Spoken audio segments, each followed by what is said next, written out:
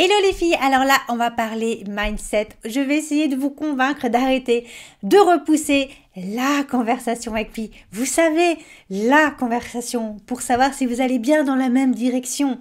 Et c'est vrai que je vois vraiment beaucoup vous lancer dans des relations qui pourtant s'annoncent pas forcément sous les meilleurs auspices, hein, on va pas se le cacher. Donc vous avez un homme en face de vous qui souvent, dès les premiers moments, marque quand même des signes d'hésitation, qu'on sait pas lire effectivement ou qu'on ne veut pas lire déjà.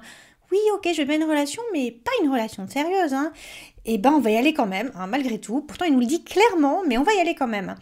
Et comme il vous plaît vraiment et que vous rencontrez pas souvent des hommes qui vous plaisent vraiment, voilà, vous y allez et peu importe, il peut vous dire, voilà, je veux pas une relation sérieuse, on se voit que pour les bons moments. Ou la version, alors il y a plein d'hommes qui disent ça, mais je trouve ça trop vicieux et tout, c'est on se voit pour une amitié câline, oh cos c'est mignon, c'est surtout pervers, c'est pervers pépère.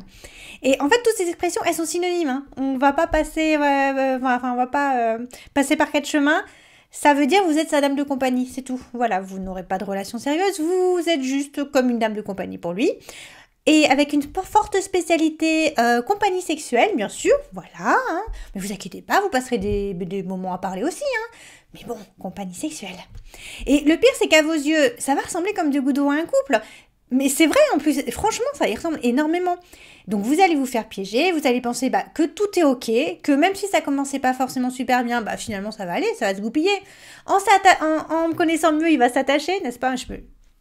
On se dit toutes les mêmes mots, hein, mot pour mot, donc moi je l'ai fait pareil, voilà. Donc c'est comme un couple, vous allez vous voir souvent, vous allez passer des heures ensemble, discuter, sortir ensemble, voilà, aller au resto, nanana. Et non, vous ne vous verrez pas que pour coucher, parce que c'est vrai que j'ai souvent de mes coachés ou de personnes que j'ai en appel diagnostic, voilà, quand je suis pas trop chaude, je dis bon, ça se présente pas super bien quand même, elles me disent mais tu sais, on se voit pas toujours pour coucher ensemble, donc ça veut dire qu'il tient à moi. Alors j'ai envie de dire, non, c'est pas forcément lié, mais bon, en tout cas, vous n'êtes pas des animaux, donc c'est normal que vous ne couchiez pas ensemble à chaque fois que vous vous voyez, déjà, voilà. Mais c'est pour ça que j'aime bien cette expression de dame de compagnie, parce qu'en fait, c'est vraiment ça. Vous voyez pas que pour le sexe, hein. On n'abuse pas de vous que par le sexe, en réalité. On abuse aussi de votre temps, de votre énergie, de vos attentions, vos efforts, votre présence, alors que vous en voulez plus. En fait, pour lui, ça va répondre à beaucoup de besoins parce qu'il va pouvoir parler avec vous de choses très intimes, il va pouvoir raconter sa vie, s'il se sent seul, votre présence va lui permettre de se sentir moins seul, enfin voilà, ça va répondre à beaucoup de ses besoins, ça c'est clair. Il n'y a pas que le sexe, hein, voilà, il vous voit pas que pour le sexe, ça c'est clair. Hein. Et vous savez, c'est pas parce qu'un homme, il n'a pas super envie de se caser, de se mettre en couple, hein, qu'il n'a pas besoin de tendresse, d'affection, d'amitié. Lui aussi, il subit la solitude. Hein. Lui aussi, quand il rentre tout seul le soir, il dit « Oh, j'aimerais bien qu'il y ait quelqu'un et tout. Quelqu'un qui m'aime. » Et c'est un être humain, vous savez. Hein. Voilà, il n'a pas besoin que de sexe. Donc, c'est vrai que vous allez faire la confusion, de dire « Non, mais c'est bon, si on se voit pas que pour ça. » Non, c'est pas bien. Vous avez quand même une relation d'âme de compagnie, malheureusement. Donc, vous lancez corps et âme, vous pensez qu'il va s'attacher, surtout que vous vous attachez, donc vous voyez pas pourquoi lui s'attacherait pas, sauf que lui non, parce que les hommes ne sont pas configurés comme nous, donc malheureusement ça ne marche pas. Et moi, je vous retrouve 6 mois après le début de la relation, vous m'appelez, vous savez que ça sent mauvais, ça c'est clair, mais il y a une chose que vous n'avez jamais réussi à faire, c'est éclaircir la situation. Quand je vous dis la conversation, voilà.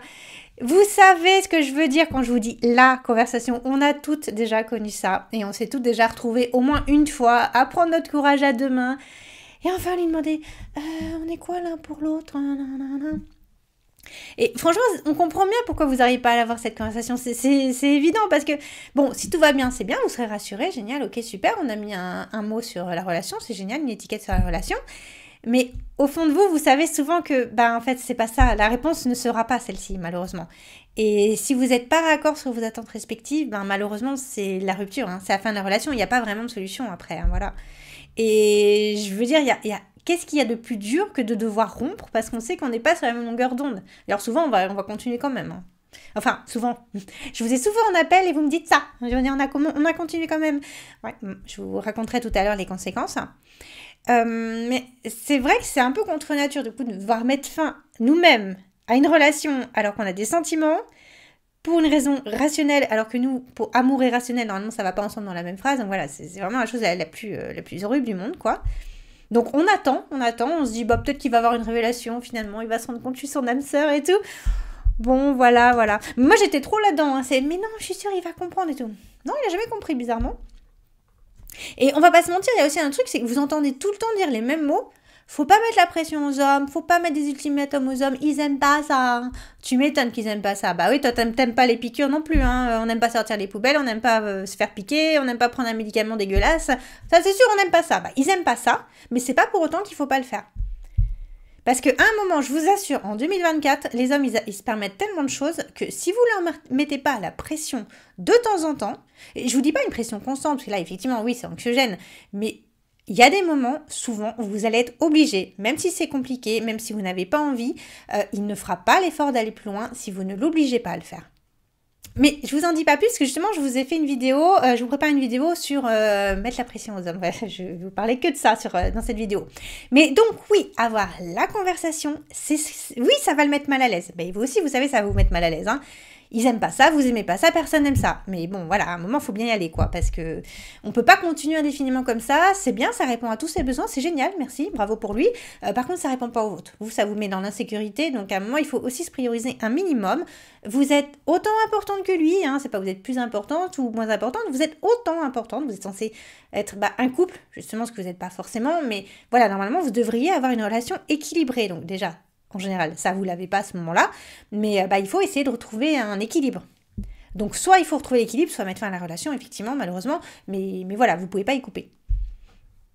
Et je voulais quand même insister sur le fait que si un homme met fin à la relation après une conversation pour éclaircir le statut de la relation, c'est parce qu'il n'y a pas vraiment de relation, en fait. C'est pas du tout à cause de cette conversation, il va vous plaquer.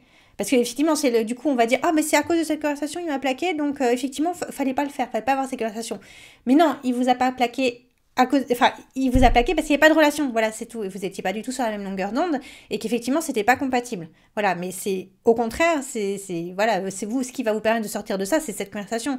Donc ça ne peut être que positif de ce point de vue-là. Donc, on va imaginer, vous avez enfin réussi à prendre votre courage de demain, vous avez enfin la conversation, vous posez le truc. Qu'est-ce qu'on est l'un pour l'autre? Est-ce qu'on va bien dans la même direction ou pas du tout? Donc voilà, ça peut être un ultimatum, ça peut être juste une petite mise au point. Hein, voilà, des fois, de temps en temps, on a besoin de faire des petites mises au point de temps en temps pour être sûr. En fait, j'aime bien cette image. Est-ce qu'on regarde bien dans la même direction? Parce que c'est exactement ça, en fait. Vous n'êtes pas en train de dire, ouais, tiens, est-ce qu'on est en couple, machin. C'est vrai que souvent, du coup, après 35 ans, il faut quand même un petit peu plus de temps pour construire un couple. Donc effectivement... Alors, je sais que c'est délicat, ça c'est vraiment des questions difficiles, je ne vais pas développer ça, hein. Mais effectivement, c'est bien, au lieu de parler de couple, voilà, de s'assurer qu'on est bien sur la même longueur d'onde, qu'on voit bien les choses, voilà, qu'on construit bien quelque chose, tout simplement. En fait, c'est ça, ce qui est décisif, c'est est-ce qu'on est bien en train de construire quelque chose? Donc, on va commencer par le scénario catastrophe, hein, comme ça on s'en débarrasse. Donc, il vous répond qu'il veut vraiment pas de relation sérieuse. Jamais. Avec vous, non, jamais. Il est catégorique, il le sait, non, c'est non. Alors, bien sûr, là, c'est la fin de la relation. Ça, c'est clair. Vous allez vous en vouloir, vous dites que vous l'avez perdu. Mais en vrai, vraiment, j'ai envie de vous dire, c'est pas que vous l'avez perdu. Vous n'avez jamais eu cet homme. Il n'y a jamais eu de relation. Et c'est pas vraiment le sens que nous entendons, je l'ai perdu. Non, vous ne l'avez pas perdu, vous ne l'avez jamais eu. Donc voilà, faut pas voir ça comme une perte de ce côté-là parce que malheureusement, vous n'avez pas eu la condition de base. Et ce genre de situations, elles sont pas vraiment récupérables. Hein. Vraiment, là encore, je tiens vraiment à vous le dire. Vraiment, dans ce cas-là, vous pouvez tourner les choses comme dans tous les sens, comme vous voulez. Vous pouvez tout faire tout bien, voilà. Mais là, clairement, c'était pas le bon partenaire. Il n'était pas aligné avec vos attentes à vous, vos besoins à vous. Vous vous êtes trompé sur les signaux au départ. Voilà, en général, vous n'avez pas su lire les signaux qui vous disaient que il voulait pas de sérieux avec vous. Pourtant, il vous l'a dit, hein, techniquement. Je veux pas de relation sérieuse. Mais bon, je l'ai fait aussi, donc je sais très bien ce qui se passe. Donc voilà, bon, on n'a pas voulu entendre. On n'a pas voulu entendre ce qu'il nous disait. On n'a pas pris ça au sérieux, alors qu'en vrai, il fallait prendre ça au sérieux. Après, oui, parfois ça marche. Donc voilà, c'est pas non plus, est-ce que c'est pas récupérable tout le temps? Non, non, des fois ça marche, mais bon, voilà. Des fois, souvent, ça ne marche pas. Mais vous compreniez pas qu'il n'avait pas changé d'avis, parce que vous vous attachez. Donc voilà, vous pensez que lui aussi, il allait s'attacher, forcément.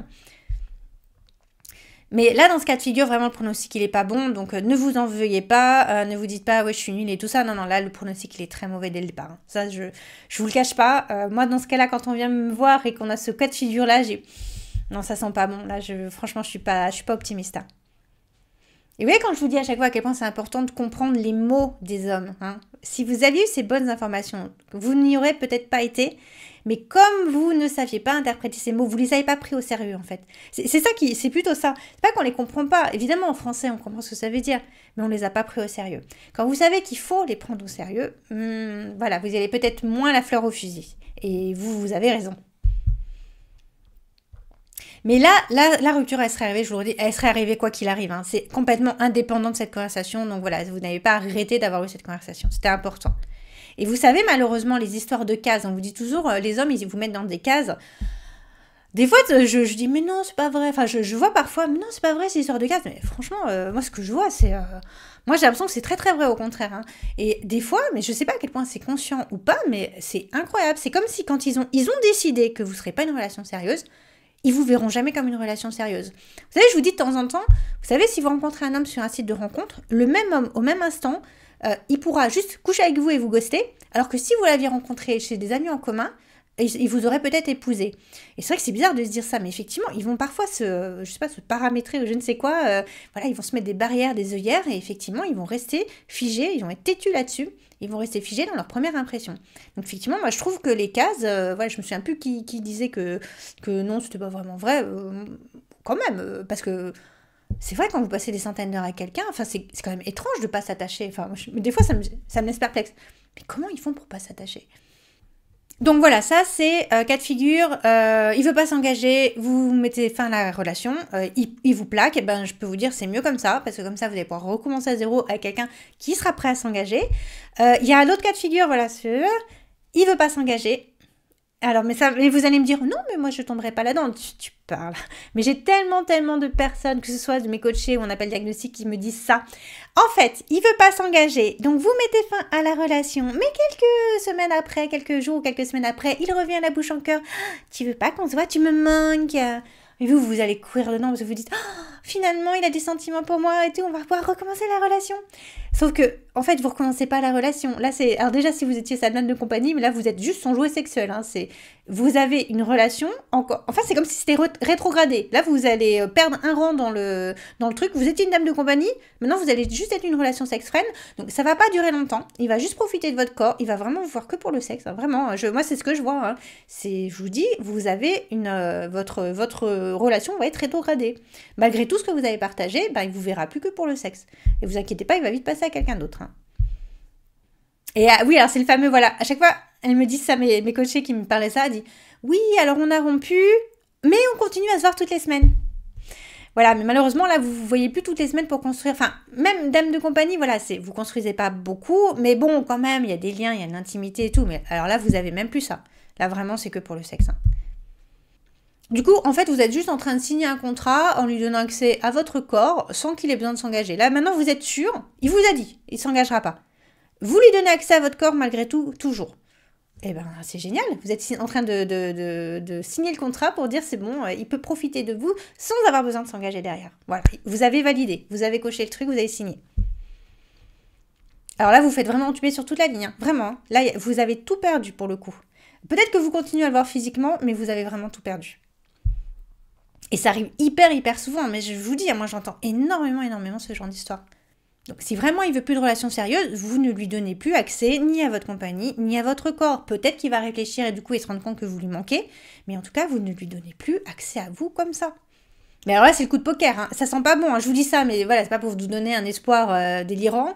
Il y a une toute petite chance pour qu'effectivement il puisse se rendre compte que effectivement vous lui manquez et qu'il y avait quelque chose sans qu'il s'en soit rendu compte. Il y a une petite chance, voilà, c'est coup de poker, mais c'est mini quand même. Hein. Voilà, je ne vais pas vous mentir, ça reste mini. Mais c'est la meilleure chose à faire dans ce cas-là. C'est la seule chose à faire, j'ai envie de dire, la seule chose efficace à faire. Et dernier cas de figure, c'est un peu, voilà, comme ce dont je viens de vous parler, voilà, bye, il ne veut pas s'engager, il rompt, et puis finalement, il revient un petit peu après, voilà, quelques temps après, il se rend compte, voilà, que vous lui manquez, exactement comme je viens de vous décrire. C'est, encore une fois, c'est une mini-chance. Hein. Je ne vais pas vous vendre du rêve, c'est une mini-chance, mais effectivement, s'il y a juste une chose qui peut peut-être fonctionner et transformer votre relation d'âme de compagnie en vraie relation, c'est ça. Mais voilà, mini-chance, hein, c'est bon. Voilà, il n'y a pas de rêve en relation, c'est de l'amour, on ne peut pas forcer quelqu'un, encore une fois. Vous ne pouvez pas forcer quelqu'un à tomber amoureux. Mais effectivement, ça peut être un levier, voilà, les hommes, ils prennent souvent conscience de leurs sentiments quand ils vous ont perdu, hein, parce que voilà, ils ont du mal à le faire tant que vous êtes accessible à eux. Mais effectivement, quand ils vous ont perdu, bah, parfois ils réalisent, ah mais en fait, je trouverais pas mieux. Et souvent, malheureusement, c'est ça, hein, c'est aussi ce qui nous choque, c'est qu'on dit, mais attends, on a une super relation, on est bien ensemble et tout. Il trouvera pas forcément mieux, quoi. Et c'est vrai, souvent, ils vont jamais trouver mieux. Hein. C'est aussi ça qui est frustrant. Mais ils ont tellement décidé dans leur tête. Ah non, là, je vais pas m'engager là. Ah non, non, non, non. Bah voilà, il va rester figé là-dessus. Hein. Mais c'est vrai que je dirais ils sont pas connectés à leurs sentiments comme nous. Et c'est pour ça que des fois, ils vont se rendre compte de leurs sentiments bah dans la perte, voilà, dans l'absence. Parce qu'ils les voient pas. Ils sont bien là. Il y a bien ces sentiments, mais ils n'arrivent pas à les voir tant qu'on est là. Voilà, me demandez pas d'explication scientifique, voilà, il fonctionne un peu comme ça. Et du coup, c'est comme ça qu'on peut avoir ce genre de situation un peu bizarre pour nous, hein, parce que nous, on le sait, hein, voilà, on sait quand on a des sentiments. Donc vous voyez, vous êtes obligé de l'avoir cette conversation, parce que vous voyez, le seul espoir que vous avez de transformer cette relation, bon, il y en a d'autres quand même, il y a d'autres leviers, mais bon, voilà, ils sont plus compliqués et vous ne pouvez pas les deviner, ça c'est clair. Mais du coup, cette conversation peut effectivement l'amener à se rendre compte de choses dont il n'avait pas conscience. Voilà, donc en fait, il n'y a que du bénéfique. Ça vous permettra de faire votre deuil si vraiment il n'y a rien. Et ça, c'est important parce que, bah voilà, il faut passer à autre chose hein, dans ce cas-là. Il ne faut pas perdre votre temps encore, perdre encore des mois et des mois sur quelqu'un. Vous allez encore vous attacher davantage alors qu'il ne voudra vraiment jamais s'engager. Donc voilà, ça ne sert à rien. Il faut passer au deuil. Et c'est vrai que ce genre d'événements, les ruptures, nous aident à faire le deuil.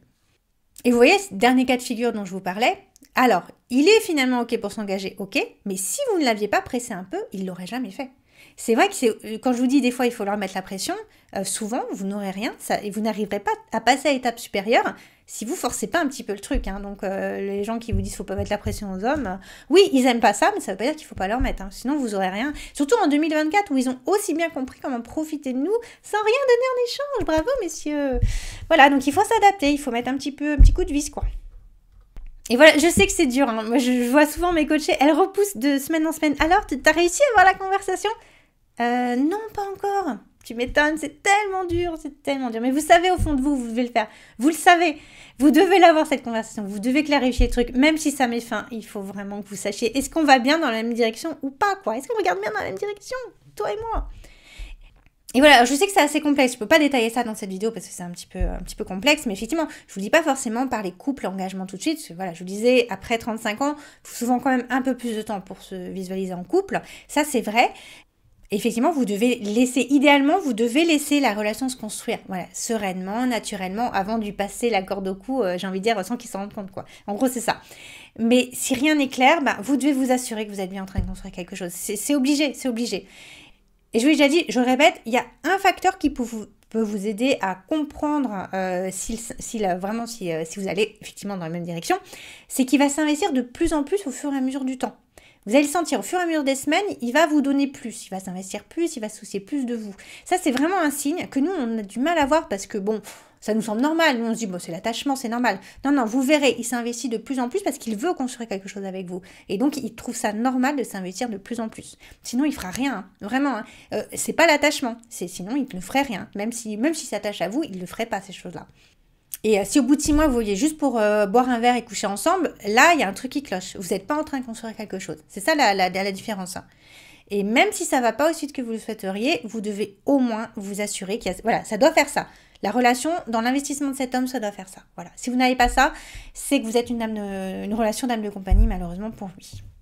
Voilà, c'est un peu complexe toutes ces questions, hein, je sais, mais voilà, c'est important justement de les comprendre parce que c'est ce qui nous manque énormément dans les débuts de relation. Voilà, j'espère que ça vous a plu. Je vous invite à mettre un petit pouce bleu, liker, partager, commenter et je vous dis à bientôt pour une prochaine vidéo. Bye!